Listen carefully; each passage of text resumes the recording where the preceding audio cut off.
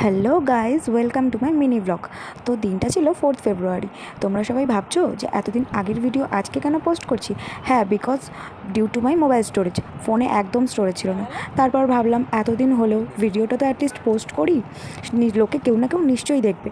তো দিনটা ছিল খুবই আনন্দের। নেমন্তন্ন ছিল বিয়ের পরে ফার্স্ট নেমন্তন্ন মাসির বাড়ি। শরীরটা খুব খারাপ ছিল, আমার খুব ঠান্ডা লেগেছিল এবং তখনও হালকা হালকা শীতকাল ছিল। গিয়ে ঝটপট দেখা হওয়ার পর মাসির সাথে টুক করে একটা সেলফি নিয়ে নিলাম এবং আনন্দ করতে করতে খেতে বসে গেলাম। মেশো খুব সুন্দর করে খাবার টেবিলটা সাজিয়ে দিয়েছিল এবং প্রথমেই জামাইকে খেতে দিয়ে দিয়েছিল।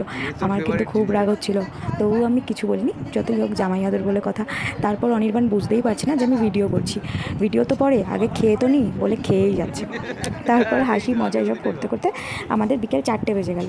খেয়ে উঠে ঝটপট করে রেডি হয়ে গেলাম এবং আনন্দের সাথে এই দেখো সবাই, আমার দিদার তখনও শীতকাল যায়নি, দিদা তখনও সোয়েটার টুপি সব পরে রয়েছে রীতিমতন। আর আমি এখানে অনির্বাণের সাথে ইয়ার্কি মারছি আয়না দেখে দেখে। তারপরও চলে গেল আবার লিক্সোর সাথে, লিক্সোকে নিয়ে একটু জোক করলো। একজনকে সত্যি খুব মিস করছিলাম, সেটা হলো ভাই। ভাই তো এখানে নেই, ও তো হরিয়ানাতে আছে। যাক, তবুও কী করা যাবে, আসলে নিশ্চয়ই একসাথে আবার এনজয় করব।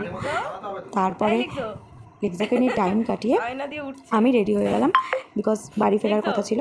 এবং ভিডিওটা ভালো লাগলে অবশ্যই সবাই লাইক, কমেন্ট, শেয়ার, সাবস্ক্রাইব করতে কিন্তু ভুলো না। আর ভালো লাগুক বা খারাপ লাগুক অবশ্যই জানি।